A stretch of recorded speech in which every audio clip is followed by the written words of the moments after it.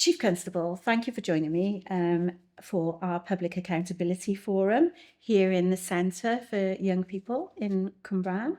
And as you know, this centre is something that's very close to our hearts, and we do fund a number of the schemes that run from here.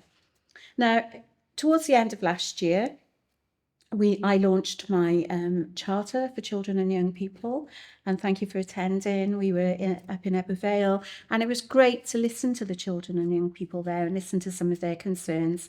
And I just like to let you know that in relation to our Public Accountability Forum here today, we've also asked the children and young people in Cwmbran what some of their concerns are as well. And we'll move on to some of those questions as we get towards the end. Now, one of the issues that members of the public have raised with us in relation to Cwmbran particularly are the issues around the town centre and problems that people perceive to be happening with antisocial behaviour. And we recognise that there has been some issues here. There's recently been a dispersal order in place. The public are really concerned about what may be happening here. What assurance can you give to the people who live in Cwmbran and more widely in Torfaen that the police are taking an active role in addressing some of the challenges here in the centre? Thanks, Commissioner. I think I'd start off by saying that I fully understand the impact and consequences antisocial behaviour can have on people. It can really blight people's lives. Sometimes I think that can be diminished somewhat, but the impact can be really, really hard-hitting. I think I would reiterate the priority focus that I've got is visible neighbourhood policing. I want to have my officers out within their communities, speaking to their communities about issues that are affecting them. And certainly from the work that I've undertaken, and I know you have too, in relation to community council events and the like, and understanding with that engagement, antisocial behaviour is one of the top 5 concerns across all areas of Gwent and definitely within Cwmbran as well. What we've undertaken is a number of things tactically: high visibility, using our powers such as dispersal orders, as you referred to earlier on in the year, using other community behavioural orders on individuals, and targeting really areas that are having such issues.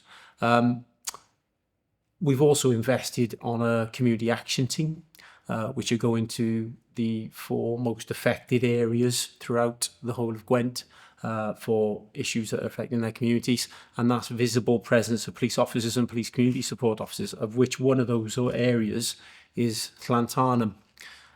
We've also launched our Neighbourhood Matters technology app, where we're really trying to understand people's main concerns and engage with them on other fronts as well, and give them news updates which are relevant to them.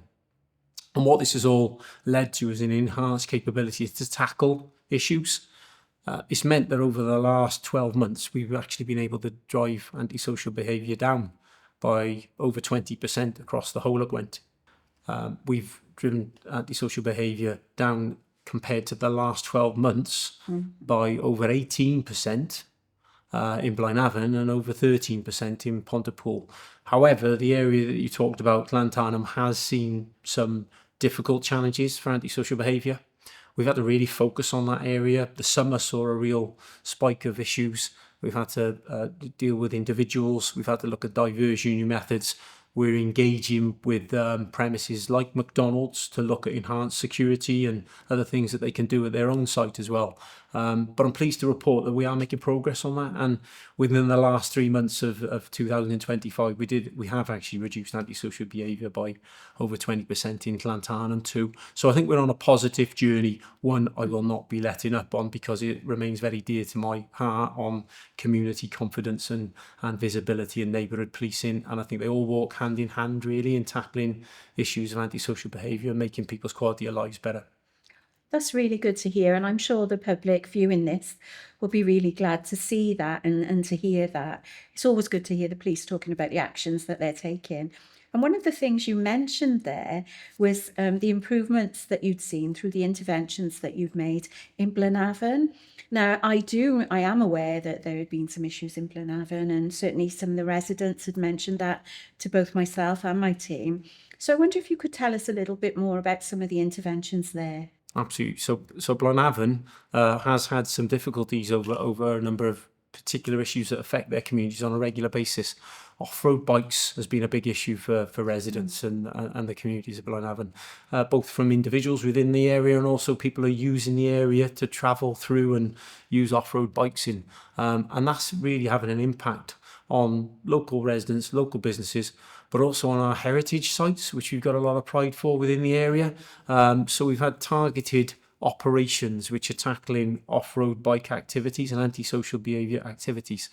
That's been complemented by using drones and technology, by using covert officers who in plain clothes are monitoring the area. We're working with trading standards to look at making sure that people don't supply fuel to off-road bikes within the area. But most importantly, we're acting on community intelligence.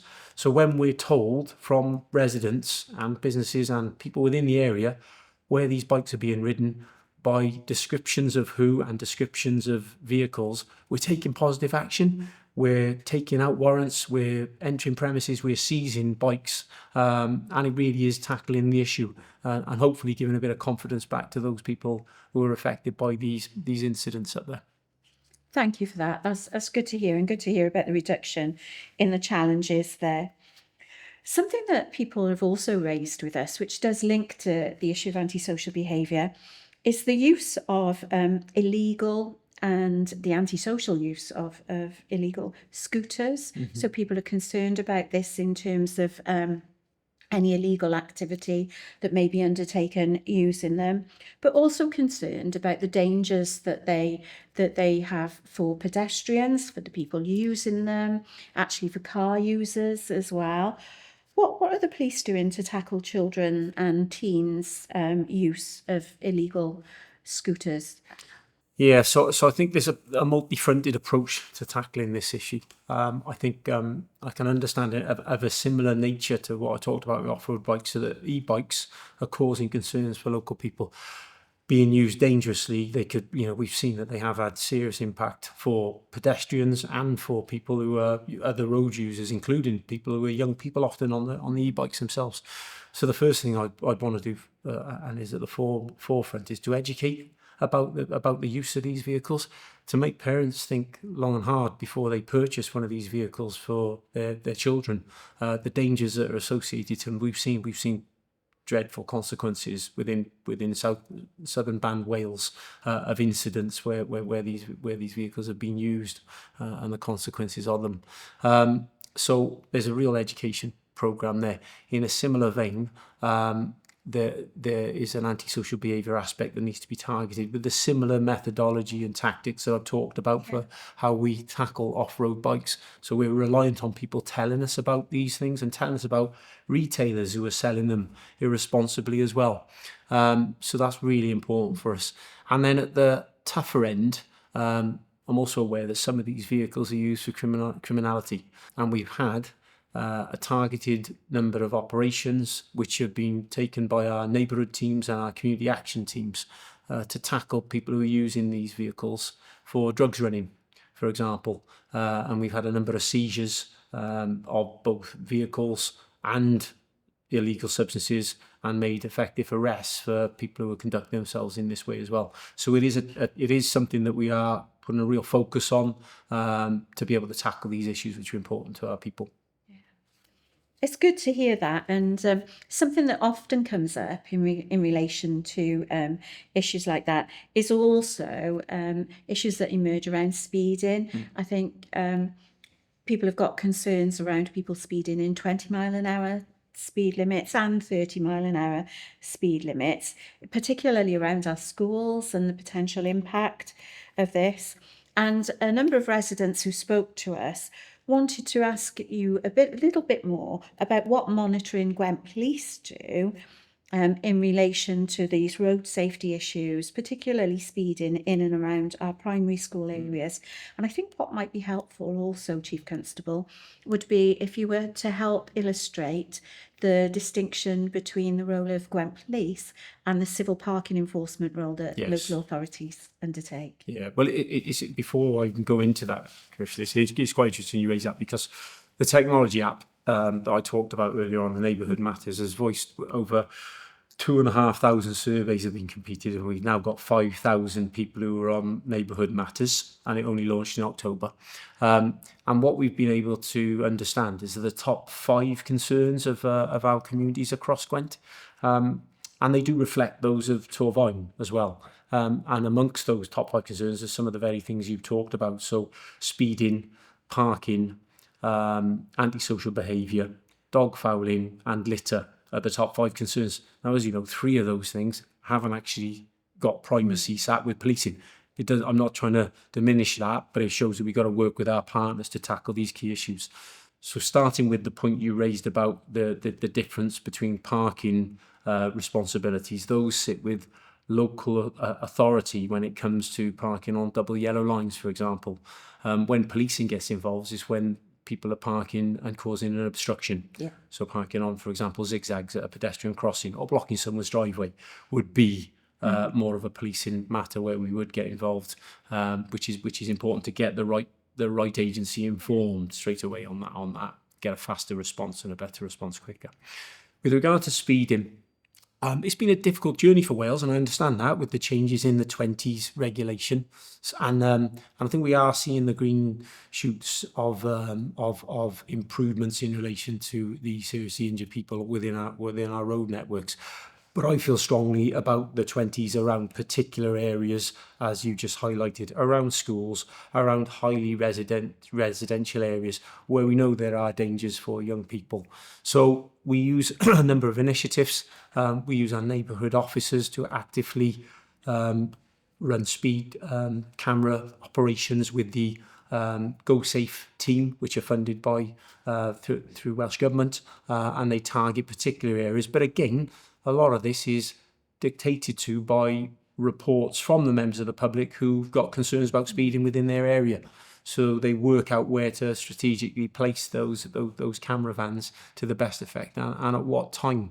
And we're very much encouraging self-initiated neighbourhood watch type principles of setting up speed watch campaigns. And we're very happy to assist in facilitating the training and coordination of these types of groups, so that we can combine both positive action but also education to people, because sometimes speed restrictions in certain areas have changed and people aren't as aware as they were because they've lived in the area for a long time. So I understand it is a bit of a changing scenario, but one that I think as long as we get a joined up approach all together, we'll be able to make a positive impact on long term.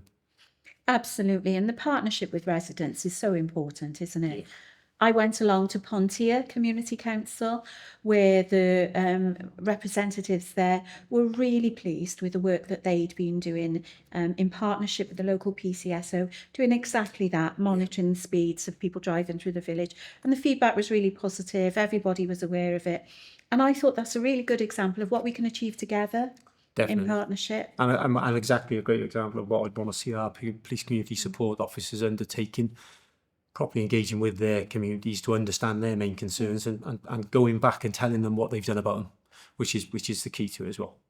And you mentioned in terms of the priorities that residents are telling you about the things that really matter to them, that they were reporting these to you through the Neighbourhood Matters app. So you've made some great progress. You've got, what did you say, 5,000 residents signed up? 5,000 signed up now, yes. How can people join that? Is it just go online, go on the website, they can see a link to it and join it? We've got our police community support officers who are working right across the whole of Gwent, and they're doing door knocking exercises, physically interacting with all houses across the force area, and that is the aspiration, to have that interaction with all people, and those people who aren't in, to leave a note within their homes to be able to sign up to the app. I know that not everybody is digital, and not everybody wants to work via an app, but those people who have signed up have found it incredibly informative. Not only are they able to highlight areas that they would like updates on, they're also able to report things in quite quickly and get a response back via that method. So the surveys, the engagement, the understanding what's going on within your area with certain surgeries that we're undertaking is really moving positively. Something that we want to build on greatly, and I hope it really contributes towards improving that trust and confidence in us that is our main focus. Yeah. So, and that's great. So I would encourage anybody watching this video or listening along to us online to sign up for Neighbourhood Matters. Definitely. And it's really helpful. Moving on then, and something that you mentioned when we were talking about scooters was the use of them for criminal activities. Some residents have also expressed to us some concerns around serious and organised crime, particularly in relation to drugs and drug dealing in their communities.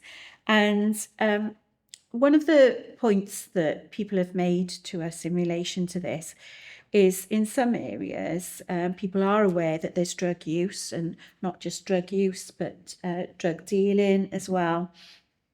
And sometimes when people report this, or even when people make a statement when there's no further action, they feel, I think, a sense of frustration in that they don't feel any activity is being undertaken. What assurance can you give to our citizens here in Torfaen that actually it is really important to report that in? Yeah, so I would firstly reassure members of the public that we really actively want them to report information and intelligence, report things that they're concerned about within their area. It really doesn't matter if sometimes that doesn't actually come to anything, because if people believe that something's happening, then we will take that positive action to ensure we're acting on it effectively. I would agree that something that we have to do, and certainly I talk to our leadership teams right across our force, we have to do better, is we have to update people, because often what I find, and it is a little frustrating, we will have people report to us complaints effectively that they don't feel that there's been activity or action undertaken. And when we do a deeper dive into what activity has been taken, it's really frustrating in the fact that so much has been undertaken. That can be house-to-house inquiries, forensic inquiries, technology checks, CCTV checks, social media checks of stolen property. And unfortunately, we haven't gone back and updated the victims. It's something that I know we're doing. We have to improve on.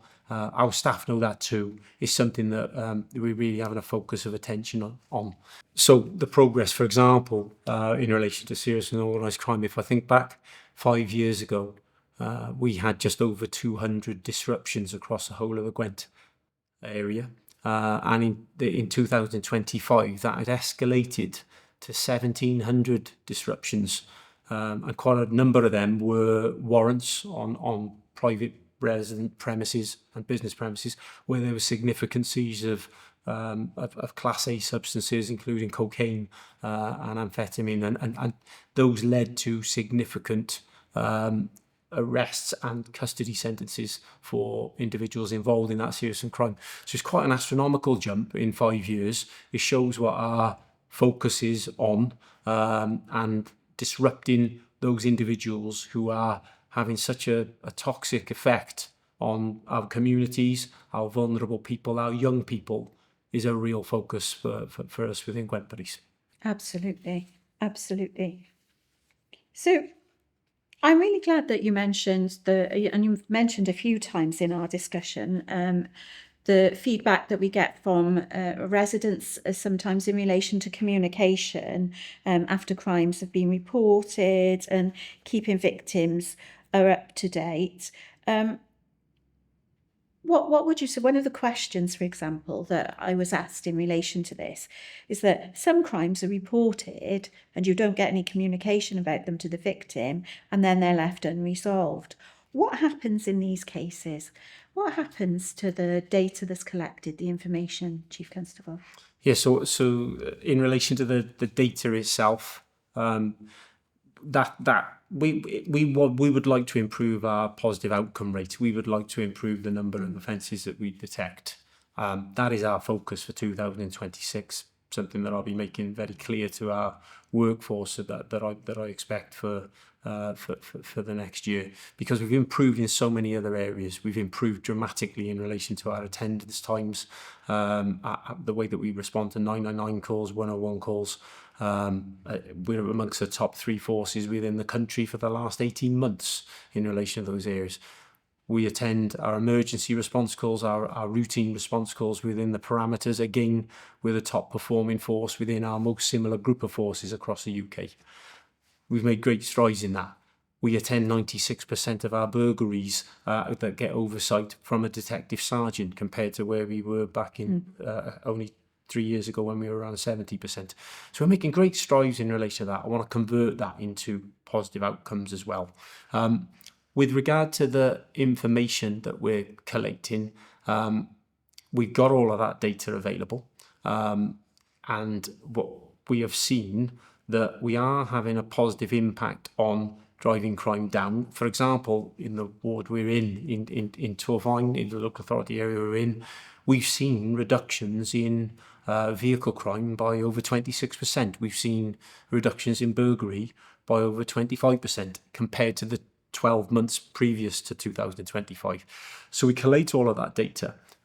It is information that we want to share more, because we understand that we've got to do more communicating in various methods to be able to ensure that people's perception of safety is what it should be, because sometimes the fear of crime doesn't reflect the actual crime figures. And I think spreading that message through engagement, communication, visible policing, all of the things I feel passionately about, is how we're going to get people to understand and feel that belief. Absolutely. And just on that, I would like to ask you some specific questions, or explore a little bit further with you some specific concerns that have been raised with me in relation to women's safety. Now, we've worked very closely on the White Ribbon campaign and addressing violence against women and girls. But some people have fed back to us that they do feel nervous about being outside after dark. And I think this goes back to the point you made around people's perceptions as well. So how do we give women and girls that assurance that the police are committed to addressing issues around safety in our communities? I think this is a big priority. I know everyone will know that there's a governmental aspiration to drive violence against women and girls down by 50% over a decade, and from coming into power. And I feel strongly to support that, but in the same breath to understand fully what that looks like, so that we've got an accurate reporting figure in the first place. People confident to come forward. Yes. People who understand what that is first and foremost, and understand coercive and controlling behaviour, for example, and then feel confident to come forward and report it.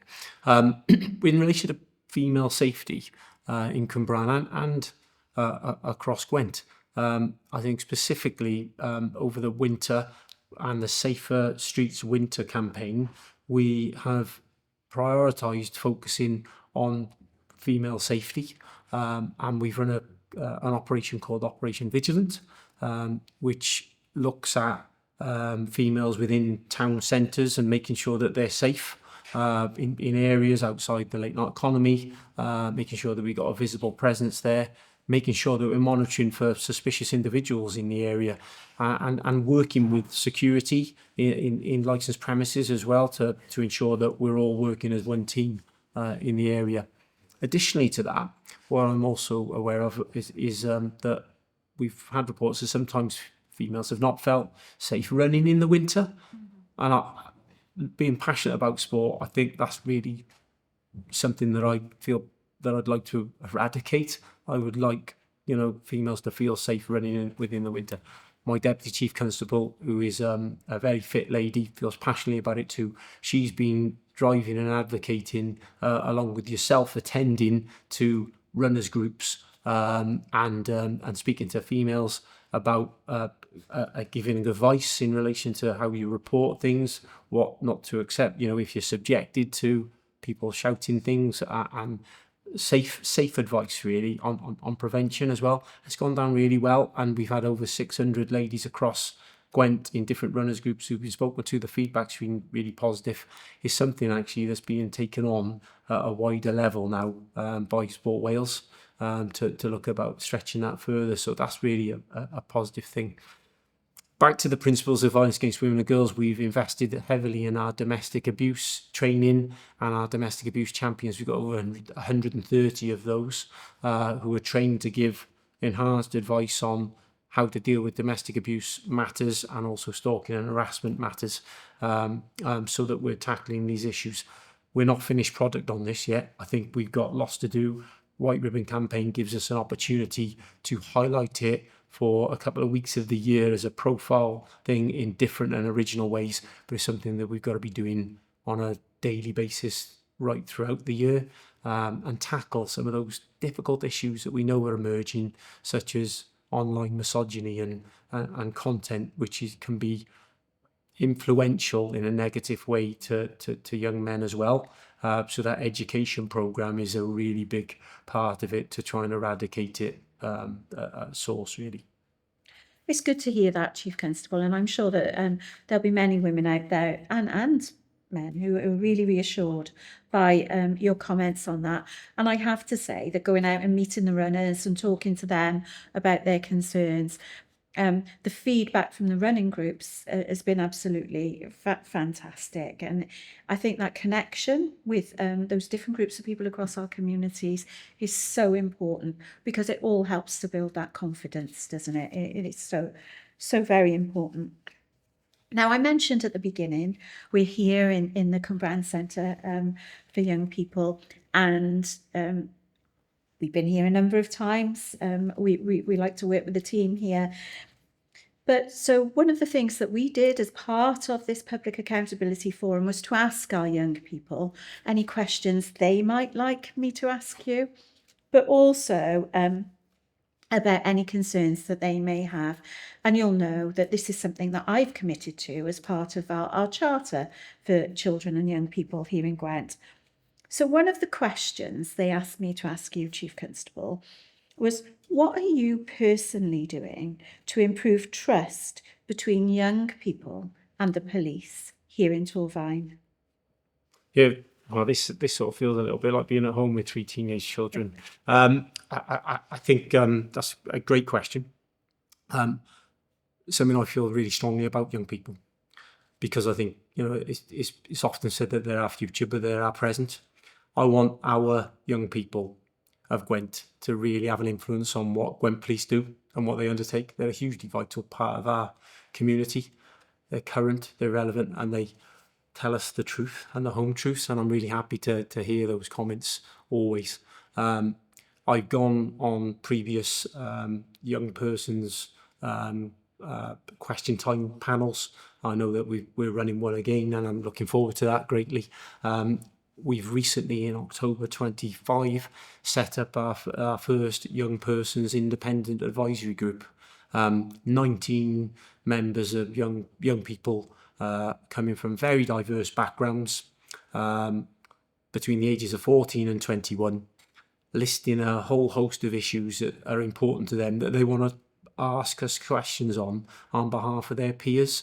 Some sticky questions, some thorny issues, and a group of individuals, I will say, and I thank them for this, who are prepared to have the difficult conversations too. And maybe not all of those have had a positive interaction with policing in the past as well, and they're exactly the people that I want us to speak to. So that's progressing well, and looking forward to those conversations that happen on a regular basis. With regard to young people themselves, I think we talk a lot about antisocial behaviour, but I understand, because believe it or not, I was a young person once, that antisocial behaviour, there's a fine line between people being young people and just hanging out and going places where they want to go for somewhere to entertain themselves. And I think the Cwmbran Centre for Young Persons is a fantastic example of the right commissioning funding going in the right place. So the commissioning funding for a centre like this is really, really good, positive for the summer and the winter. Some of the campaigns that have been undertaken here, initiatives that have been undertaken here to entertain young people, they've included skateboarding programs, fun activities, weightlifting programs that I've not seen undertaken anywhere else, in truth. And I know there's an aspiration to do a boxing program too. And I think all of these different initiatives, they ignite some passion in young people and give them a real focus of attention. And having young children myself, I know that really gives them something to look forward to within the week. And I think we've got to look at positive ways of channeling our people, our vitally important people for the future, rather than looking at just punitive measures and tackling issues that we don't like them doing. That's a really good point, Chief Constable. And on the occasions that I've been here and I've had an opportunity to meet the young people and meet the volunteers, the range of activities that they've been involved in has been fantastic. And actually, some of those young people just want to come, hang out, and just have a space where they can be themselves. And we know that's really important to people. One of the questions that the young people actually asked us to ask you was, how do you balance tackling antisocial behaviour without criminalising young people for simply hanging out? Another good question. I think the criminalisation is the last resort. There sometimes is the requirement for criminal action, and whether that be through a criminal behaviour order or antisocial behaviour action, effectively, that sometimes has to happen. That is definitely not the first port of call for me, unless we're talking about repeat offenders, people who are not being channeled and who are effectively acting as ringleaders negatively towards others. I think there's a huge requirement for us to provide facilities, courses, initiatives for young people, give them an opportunity to be young, have some space, grow, develop. I can understand how sometimes when you have congregations of young people outside your house, outside your back garden, that can be frustrating, and that can magnify, and it can have negative impacts. But we've got to get the balance right there about criminality and people being young and congregating. And I think I really want our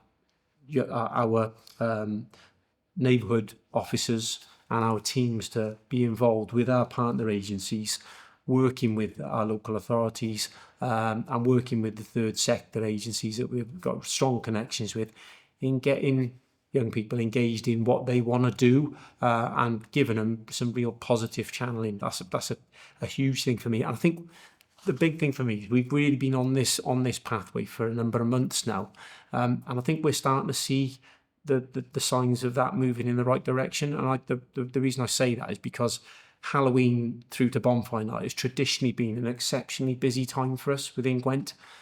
And I'm pleased to report that in 2025, between that period of time, we actually saw a reduction in antisocial behaviour by nearly 40% across the whole of Gwent, by comparison to previous years. Now, I don't think that was chance in relation to visibility of officers on the night. It was to do with the legwork that was undertaken by public service agencies along with us and Gwent Police on interaction with young people in advance and explaining consequence as well. Yeah. Because when young people as well, understand the impact that they're having inadvertently on others, they do pause and think about it, and they do try and change their behaviours. And I think we've got to understand their perspective too as well. And I'm really keen on doing that. And I think initiatives like our independent advisory group for young people will assist in that as well. That's absolutely great, Chief Constable. And the questions from the young people have been really valuable to us here today. And I'm really pleased to say that we'll be back in Torfaen, back in Cwmbran actually, in a couple of months' time for our youth question time, where we will be asking for questions from all of our young people across Gwent. And as you say, challenging questions too. Definitely. to really listen to what they've got to say and address some of the issues and concerns that they may have. But for now, thank you for joining me for the Public Accountability Forum. And I do hope that our citizens across the whole of Torfaen, when they're watching this, if they do have any issues or concerns that arise from it, please do get in touch and sign up to the Neighbourhood Matters Act. Definitely. Thank you. Thank you.